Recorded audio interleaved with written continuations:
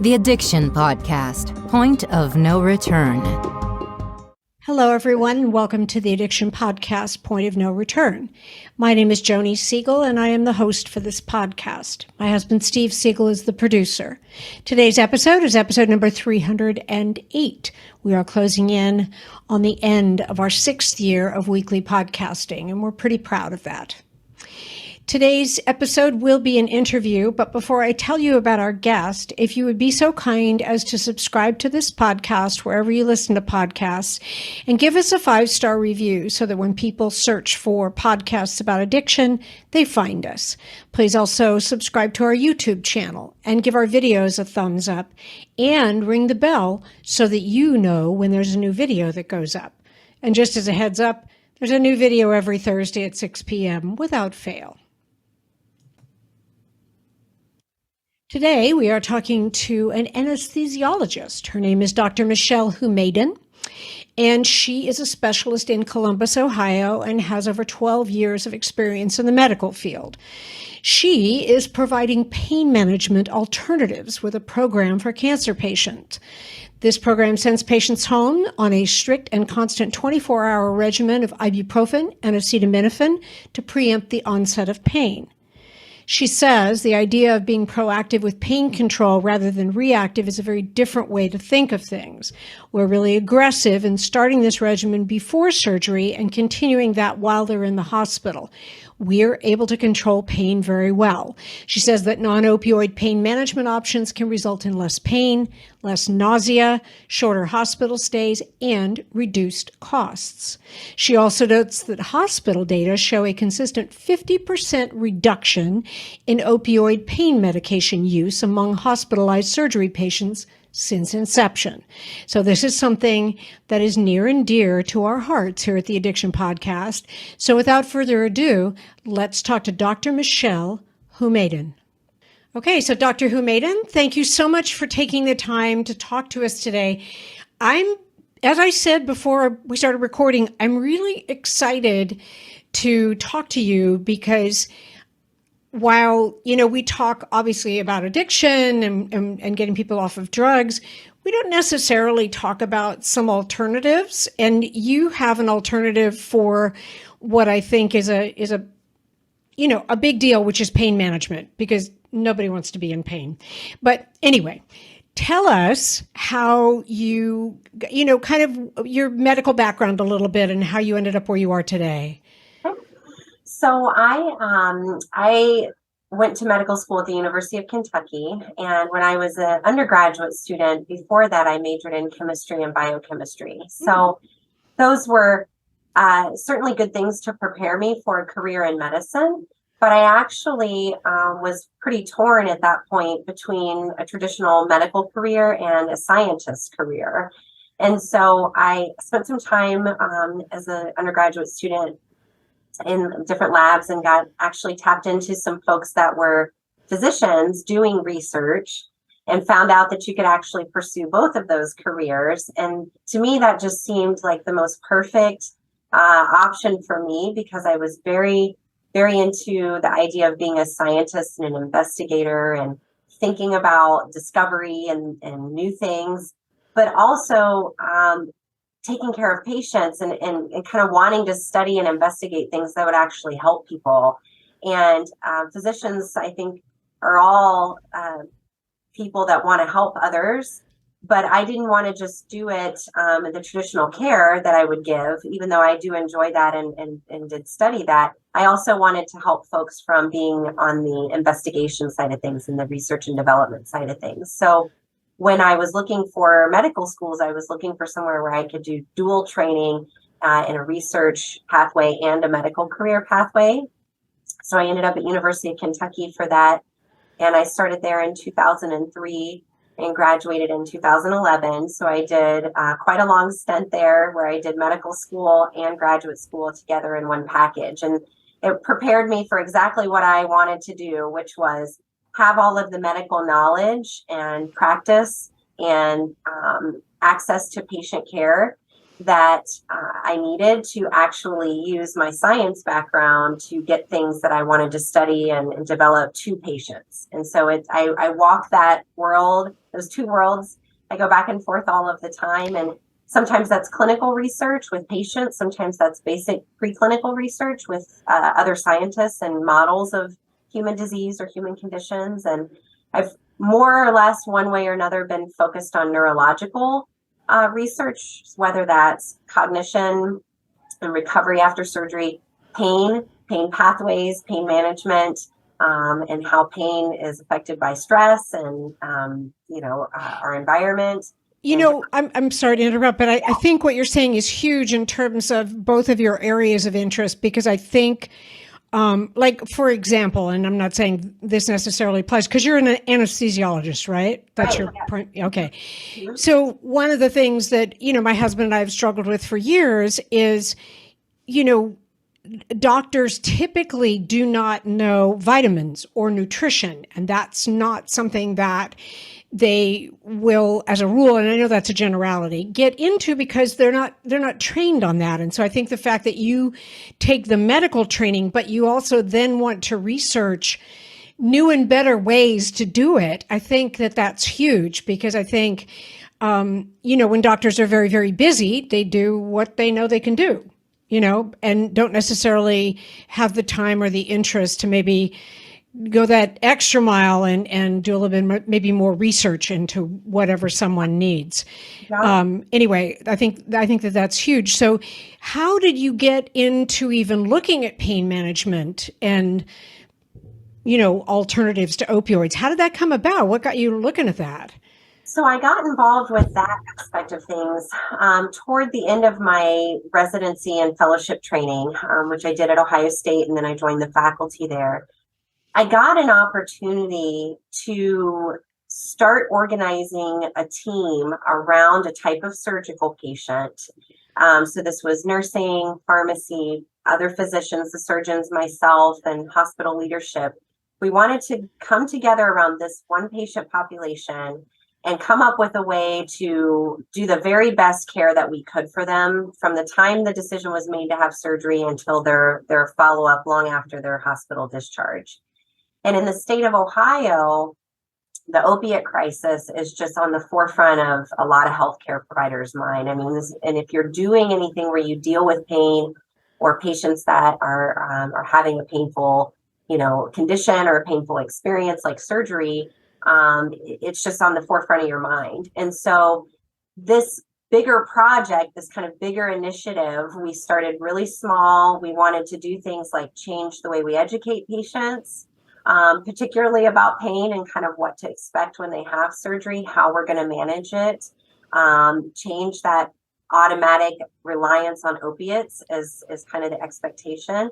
But we also did some other things as part of this too. We did some nutritional changes. We try to encourage people to be more active, more patient-centered decision-making, get people eating and up moving after surgery faster. And if your pain is well controlled and you're not having side effects from the way that we're controlling the pain, you do feel better and you do want to get up and eat and move. And so, and I think, sorry to interrupt you again, yeah. but I think you also looked at doing a lot of these things in preparation for surgery.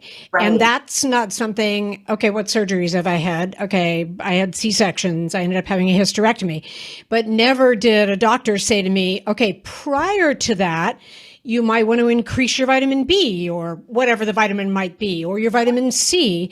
You might want to make sure that you do exercise before this type of surgery happens. And I think, okay, that's monumental, Dr. Humeidan. And you make it sound like just like, whatever, Yeah. but it's not. It's actually monumental when you look at it because, it's huge. It was definitely a really big change in the way that we were doing things. And that's why we started small with one group.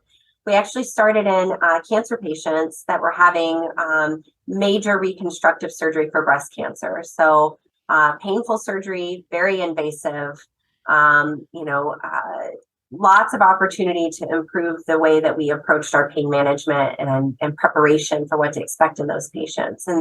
And so we really started thinking about using other techniques, other medications, other approaches to pain control than what we were traditionally using, which was opiates, after this type of surgery. So nothing done before surgery, through the surgery in the operating room, we would use medications in the IV opiates to control the pain. And then after surgery, the patients would actually get a pump with opiates inside, and they could self-administer pain medicine to help them be comfortable and promote their recovery. So they feel like they can move around and not be sitting in bed, take deep breaths, all the things that you want to do to help get back to your baseline. Right. That was the way it used to be. Fentanyl is the single deadliest drug threat our nation has ever encountered, and fentanyl is everywhere. From large metropolitan areas to rural America, no community is safe from this poison. Steered Straight, a nonprofit drug education group based in Tennessee, is on a mission to educate students, teachers, parents, and communities on the dangers of fentanyl through their free Fentanyl, Fake and Fatal online course. This course was created for middle and high school students as well as teachers and parents. You can find it at www.courses.steeredstraight.org.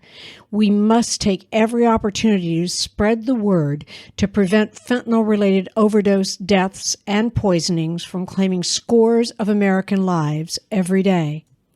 Once again, that's www.courses.steeredstraight.org for a free course on fentanyl. In his 10 years as a top draft pick and starting center for the Tampa Bay Buccaneers, Randy Grimes had to play through pain or lose his job. This led to an opioid addiction, and eventually he lost nearly everything. But Randy beat the addiction, then founded Pro Athletes in Recovery, and now details his story in his riveting book, Off Center, a memoir of addiction, recovery, and redemption in professional football, with the foreword by iconic player and coach Mike Ditka. We know Randy's story and highly recommend Off Center. It will inspire you to create your own comeback. Available at Amazon and anywhere books are sold. Completely changed that. We started giving people some non-opiate medications before surgery to kind of start the analgesic process so that we could, kind of block that painful stimulation during surgery without having to use as many opiates.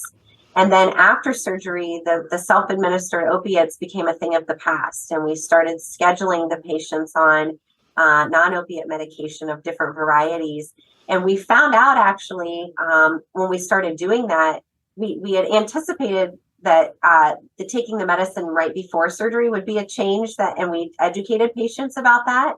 But then after surgery, instead of waiting for them to say, "Oh, I'm uncomfortable, I'm going to take a Tylenol, an acetaminophen," we started it just by the clock, preemptively, proactively. Preventative. And we had to change. We had to actually go back and revisit our patient education because they would say, "Well, I'm not that uncomfortable." And we say, "But it's because you're taking your we're being ahead of the game." Right. And so that was a real change. We didn't expect the patients to be like, "Well, I'm comfortable. I don't need an ibuprofen." And we would say, "But we anticipate for at least a day or two that if you don't take it, you will get uncomfortable. Let's be proactive." The risk is so low from acetaminophen and ibuprofen when you take it appropriately, and some other medications too.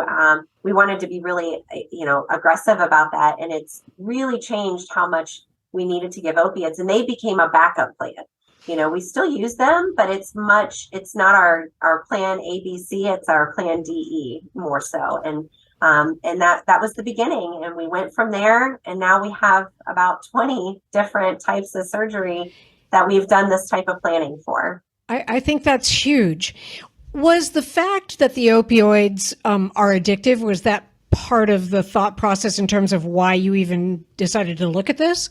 Yeah, absolutely. Okay. I mean, we want people, of course, to recover better after surgery and go home to their home environment where they are more comfortable faster. And, all of those things were part of it. But clearly at Ohio State from the beginning, the opiate reduction efforts were like a cornerstone of what we were trying to do. And we're in Ohio, right at the heart of a lot of the opiate crisis. I mean, it has impacted our state and our citizens here incredibly. Ohio State is committed to the community and care of our of course, locally, but throughout the state. I mean, and we we've really tried to share what we've done, which again, it's not, the idea of giving people non-opiate medication and taking advantage of other things is not so groundbreaking. I mean, that's being done more and more, but doing it to the with the consistency and at the scale that we have been able to do it for a healthcare system of our size, and done a lot to educate other hospitals and other places about what we're doing. That's really unique. And so, yeah, the opiate part of it was a big deal, and it's because it hits close to home in Ohio. The impact of the opiate crisis here has been devastating. Right. So, yeah. And that's another thing I was going to ask you is, are you going around and talking to other hospitals in other parts of the country?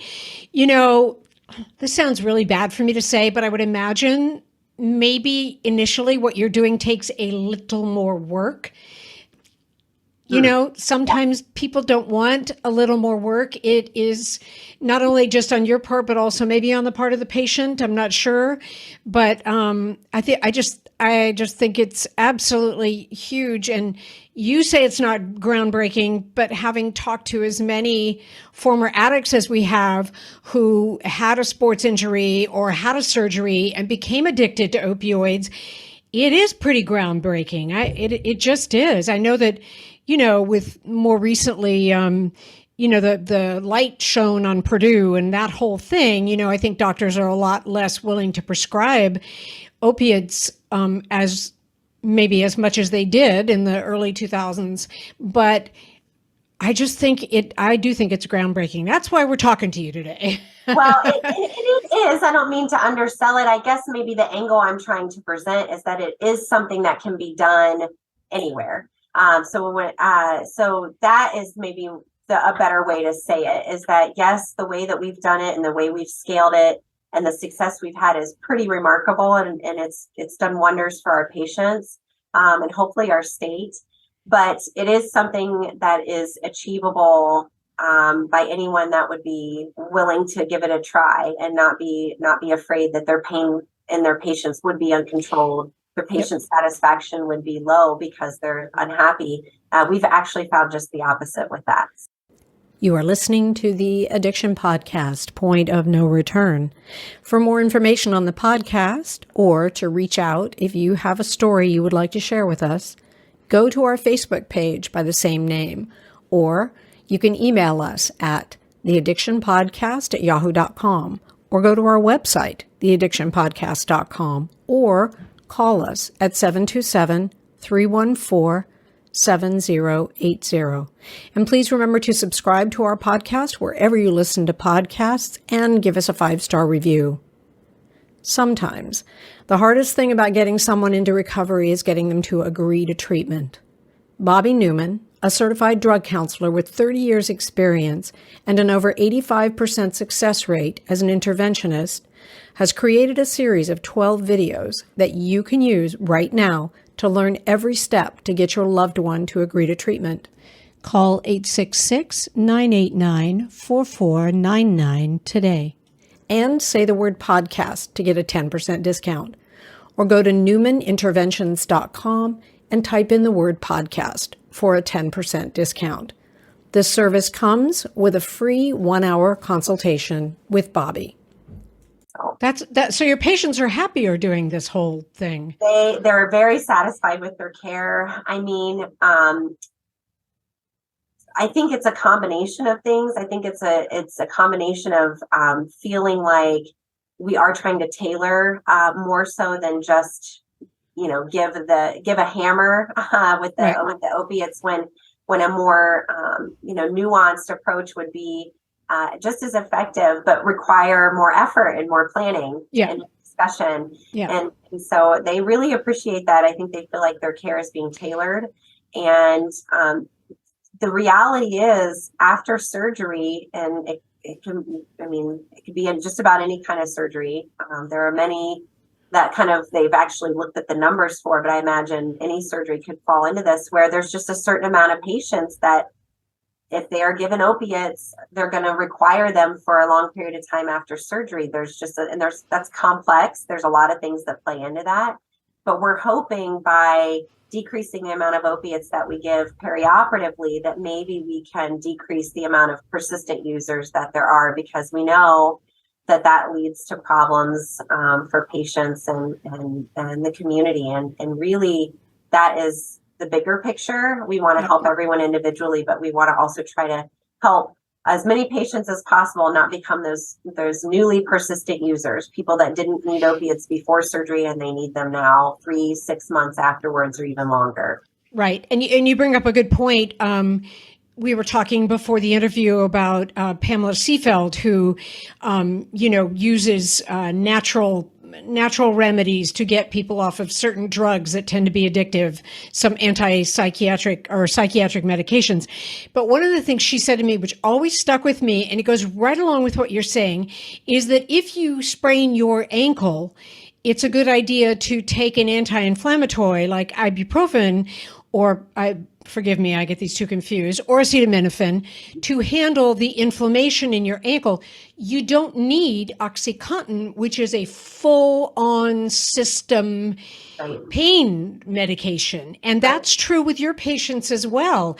Yes, it's an invasive surgery, and yes, there's pain involved, but it's in a specific area. And if you can, and the other thing I know for a fact personally is that if you can handle the inflammation, most of the pain goes away anyway. Yeah, 100%.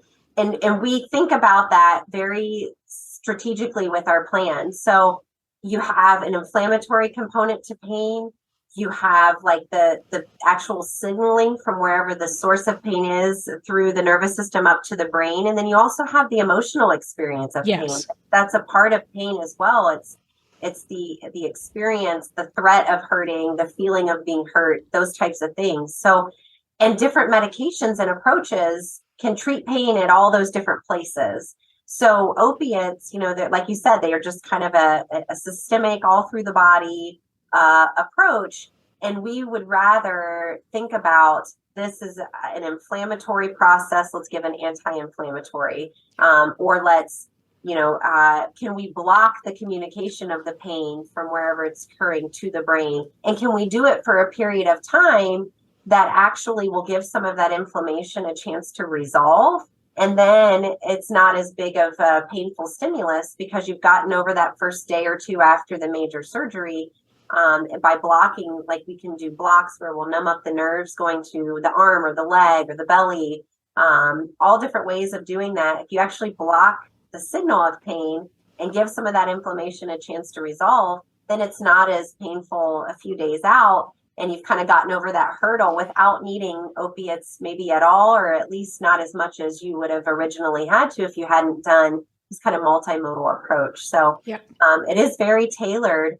And we're trying to use all the things in our tool bag to decrease opiates to the point where they're just our backup, only for breakthrough pain that's not controlled otherwise. Yeah. And I appreciate that. I really do. So if our listeners are facing surgery facing surgery, and they don't live in Ohio, what might they do? Like, I'm just wondering if I talked to my surgeon and said, okay, you need to talk to this doctor in Ohio about, do you have the protocol anywhere on your website that? So there's lots out there in the literature, kind of the medical literature about this. There's almost like a tool bag that you can read about where it's, these things, there are options for the inflammatory process. These things are options for blocking the signal. These things are options for the emotional component. And then, whoever's taking care of the patient can kind of pick and choose from those things. Right. I think from the patient, what I think is important for people to do is to have the discussion with their provider in advance to let them know, I am worried about having pain as part of the surgery.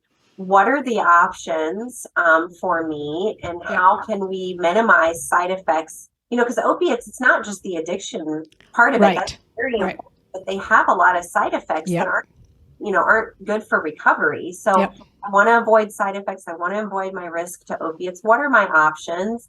How will my pain be? What do you expect my pain to be like? Because that's important too.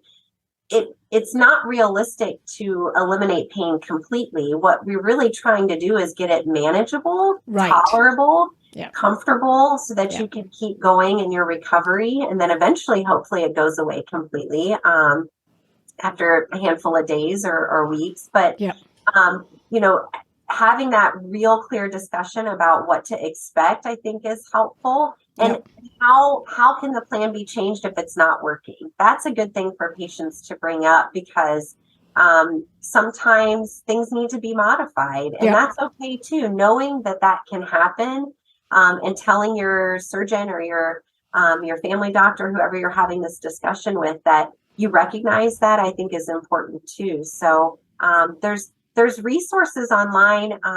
One I recall right off the top of my head is Plan Against Pain, I think, is the name of it. And I can double check that. So if you want to link it in the show notes or something, we can do that. But it's a general resource that's put out by a group of just different industry sponsors, but they've had all kinds of celebrity spokespeople that have been on their website, and they have a toolkit that patients can tap into, and it'll say, these are things to talk to your provider about. And it's wonderful. You are absolutely correct. It's called planagainstpain.com. Yep. Choices Matter resource, and it talks about pain is personal, build a plan. So planagainstpain.com. Resource, and I think that's at least a good starting point. Yes. I mentioned that when I talk about this stuff to any group that's going to be taking care of patients or guiding patients, or a patient group themselves. This is a good resource to go to, so that they can have some things to make sure, some structure to their conversation with the people caring for them. And I think that's huge. And parents, if you're listening and you have kids in sports, I think it's a website you should check out, because if your kids are playing sports, they're going to get injured, and you need to know what some of the options are in terms of handling pain, We also haven't mentioned it specifically yet, but the completely non-pharmacologic approaches to pain control are part of what we do too. So when it's appropriate, ice, aromatherapy, massage. We have different parts of different, patient populations under our care that those things are particularly good for. And so we make that part of it as well. We try to remind people to not forget about some of the complementary ways to control pain as adjuncts to the more traditional pharmacologic ways too. I think that's huge. I cannot thank you enough for the work that you're doing and for this whole approach. It needs to be put in across the country. And so hopefully there are other doctors who listen to this podcast and will contact your office and see about, just learn more about it and see about putting in some of these other, protocols for handling pain, because I think it's absolutely huge. And it is an important aspect of addressing this whole opioid addiction, addiction in general. I mean, people become addicted to drugs to handle some sort of pain. So there you go. But thank you so much for the work that you're doing and for sharing it with us. And I appreciate you taking the time, because I'm sure you are a very busy doctor. I try to stay busy. Yeah. But this is important, very important stuff. And, there's, like I said, if you're a physician or a caregiver, there's a lot of detailed resources about which particular doses and combinations of things out there to consider. I'm always happy to help people. And then from the patient side of things, don't be afraid to ask about pain, and have that discussion with your doctors, and let them know that you want the extra effort put into an opiate sparing approach. And that you're willing to engage with them in that, and I think everyone can benefit from it. That's huge. Well, so you said people could contact you. Mm-hmm. Providers could contact you. How would they do that? My email is a great way to do that. So it's my first name, MICHELLE .Humeidan, HUMEIDAN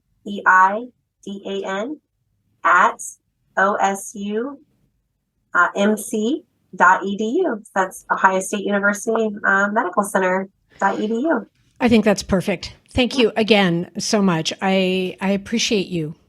Thank you. No, this is important work, and we're all in healthcare to help people, and above all, do no harm. And I think that even though our intentions historically were to really control pain really well and to have our patients be comfortable, there is some harm in that depending on the approach that you take. And now we see that, and now we are very committed to trying to change that and still keep people comfortable, happy, and moving toward whatever, recovering from whatever that they're dealing with from a pain standpoint, but doing it in a way that doesn't rely on opiates the way it used to. So awesome. Thank you so much. Of course. Thank you. I really appreciate the invitation, and I appreciate everything that you all are doing around this topic as well. It's great. Thank you. Thank you for listening. Fabulous interview. Once again, the resources she mentioned were planagainstpain.com. And I went to the website. It's very cool. If you anticipate surgery or if you have kids who are in sports, pain might occur at some point. So it's a good thing to know. And then her email, once again, is michelle.humeidan@osumc.edu. Michelle with 2 L's, and her last name is Humeidan. Michelle.humeidan@osumc.edu. Thank you for listening. We'll be back again next week with an interview. You have been listening to the Addiction Podcast, Point of No Return. For more information, reach out to us on Facebook or go to www.theaddictionpodcast.com. Our email is theaddictionpodcast@yahoo.com.